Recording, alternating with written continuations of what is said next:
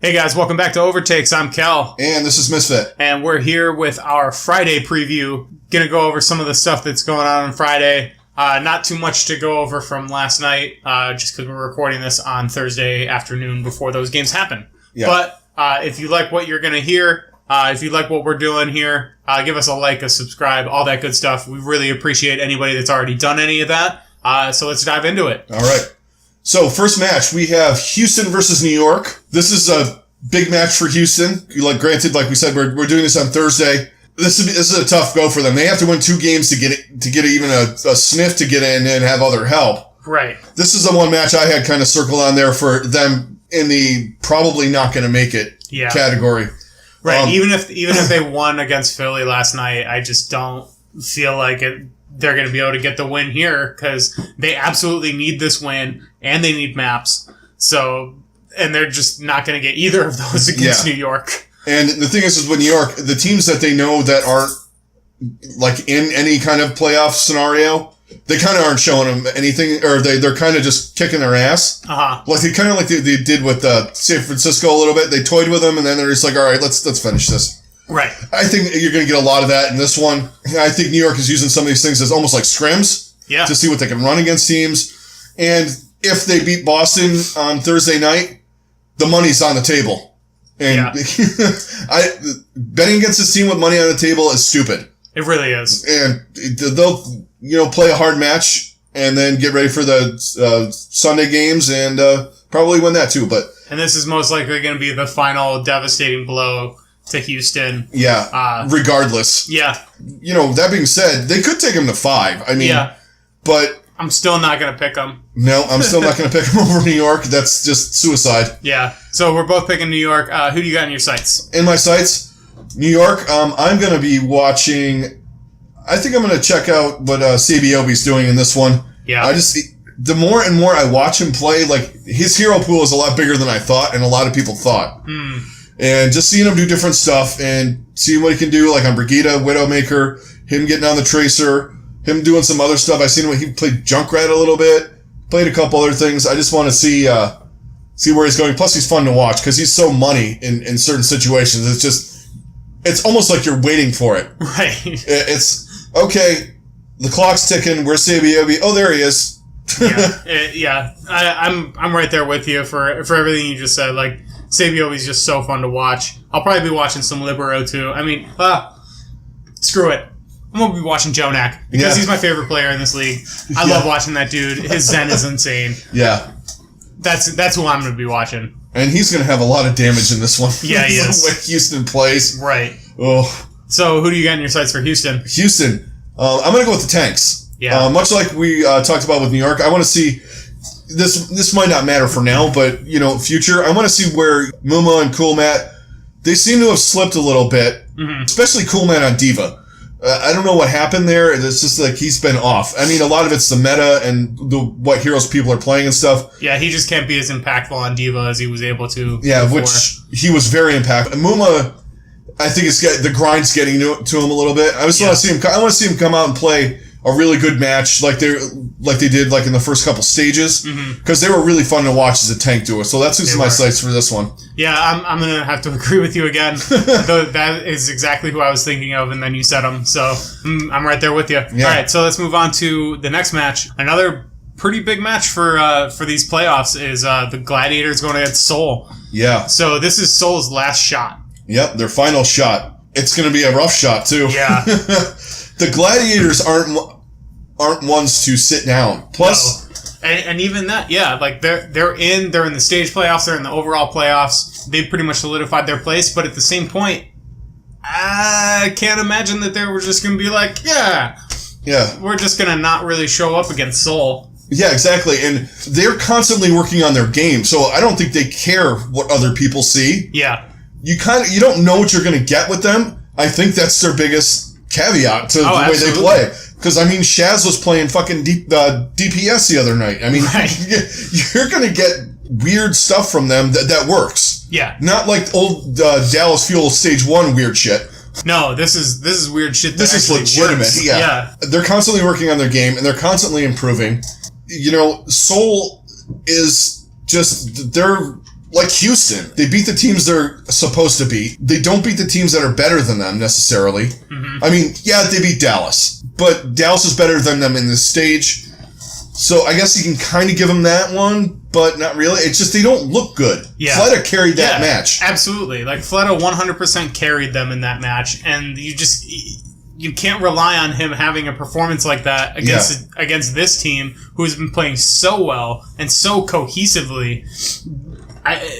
They can't play that way, because any mistakes like they made against Dallas, the Gladiators are going to absolutely punish them for that. They're going to absolutely destroy them. And unfortunately, Seoul is going to be out. Yeah. If they do get in, my sandbagging theory will have come to life. It wasn't New York that was sandbagging, it was Seoul. It's been Seoul the whole time. Worst twist ever. Being here all along. Right. Alright, so who do you got in your sights in this game? I'm going to watch Fleta again. Screw it, man. I was thinking the same thing. Like, Fleta We're like on the same page today. It's weird. He is such a monster, and like he was such a beast in that game. Yeah. And we've been waiting for that to show up, and like I love that we're finally seeing it, but I wish we had seen it sooner. Yeah, so do I. Also, I'm going to throw in Wakid. He's been playing really well. You know, he's a quiet guy on this team that's actually been doing some good stuff. Yeah. And, you know, before the season started, he was one of the guys I watched when they were doing, like, you know, I'm watching some of the Apex stuff and, like, seeing, I'm like, this guy is pretty good. Yeah. You know, I mean, I'm like, for a backup, he's doing pretty well. Now he's got pretty much in every match since the meta changed. I kind of like watching him. Yeah, Wakid's really fun to watch. All right, so who are we going to be watching from the Gladiators? I'm going to watch, I'm going to see what Surefour does against Fleta. Yeah, that'll be definitely a really good matchup. Because this is good for Surefour, like for before the playoffs. Yeah. Because if Fleta's on his game... to get some practice against an elite Widowmaker like Fleta, yeah, for sure. And because you know they're going to go at it. Because Fleta's not afraid, neither is Surefour. Right. To have the duels. That's going to be a fun duel to watch. Yeah, and it'll prepare him for playing against Carpe and... Right. I don't know if you really can compare someone for playing against Carpe. Yeah, no kidding. And just... The only person that ever got him was Saya Player in that one match. Yeah. And that was the only time.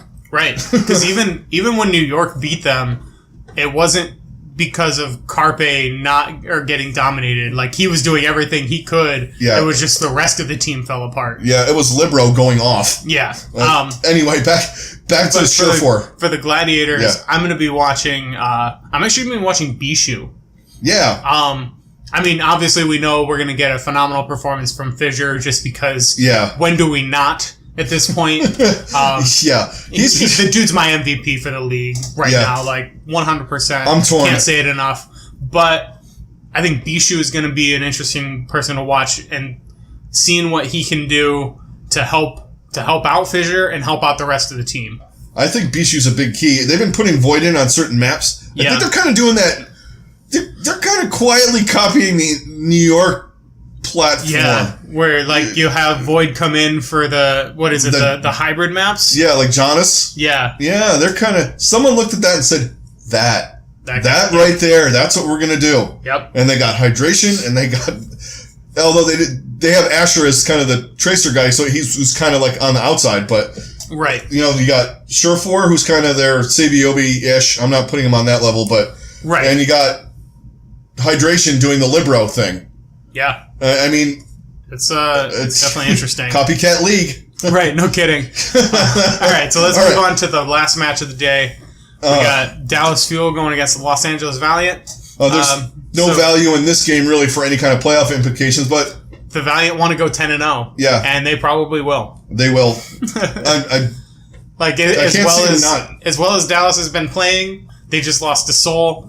And as well as the Valiant have been playing, I can't pick against them. I can't pick against them either. And the one thing with the Valiant in this match is their tanks are so far superior to almost everybody's tanks in the league. Right. I mean, OGE is actually statistically right now the best main tank in the league. Yeah. So, I mean, it's going to be interesting with him and Fate and the Seagull in Space and that whole thing.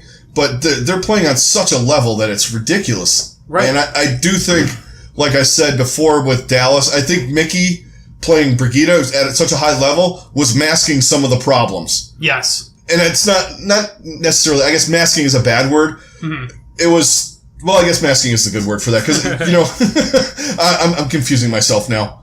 I know it's a shock, guys. What I'm trying to get at is the extra healing and the armor and stuff that he's providing are things that are kind of covering up bad positioning, diving in too early, too hard. A lot of things he's covering up bad, some of the off support play. Yeah. A little bit. Although Unko's playing pretty well, but it's helping out a lot. Yeah, for sure.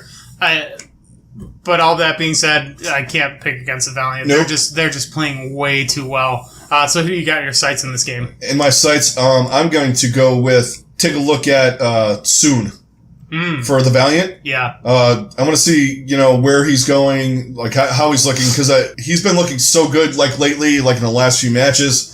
I just like watching him play. I said he was one of the better Widowmakers in the league, and I got laughed at by people on Reddit. Right. But, this was, I'm talking about at the beginning of the league, stage 1. Yeah. Because I watched him play a couple of, streams and things like that. I'm like, this dude's really good. And he has really stepped it up. Yeah. In this stage especially. Like, he has been an absolute monster. So I'm right there with you on him. But I'm going to be looking for just a slightly different reason, because Agilities has been playing so well, and I'm curious if it's just them playing in tandem really well, or if Agilities is kind of carrying a little more. Yeah. And then, I'm going to be watching soon to see exactly the impact that he's having. Yeah, exactly. That's all right. So who do you got in your sights for Dallas? Dallas. I'm going to be watching OGE actually. Yeah, his Reinhardt play and his Winston play is like top in the league right now. Yeah. I'm with you on that. I watched him in the last one. I had him in my sights on the last one, and I'm going to do it again because we know what the other guys can do, and it's like one of the guys that no one really talks about right now, and I think he's one of the reasons why they're kind of where they're at. Yeah, just solid tank play, and his Reinhardt has been insane. Yeah, and he's just really good on Winston too, and he's kind of setting the tone. And I do want to see if some of that stuff is the Mickey influence with the Brigida and the extra healing and the armor and all that stuff. Right. If it's actually allowing him to go off like that. Right. Yeah, I agree. Okay, so that is going to do it for our Friday show, guys. We just wanted to get a quick one in there, get you our picks and all that kind of stuff, get you ready for the matches on Friday. Don't forget to hit a like, hit a subscribe, and also join us on social media. All the links are down below. Thanks a lot for all the subscriptions, all of your views, all of the likes, all the comments, and all that kind of stuff. Keep it up, guys. We enjoy the conversations, and we will talk to you guys on Saturday. Catch you guys on the next one. Later.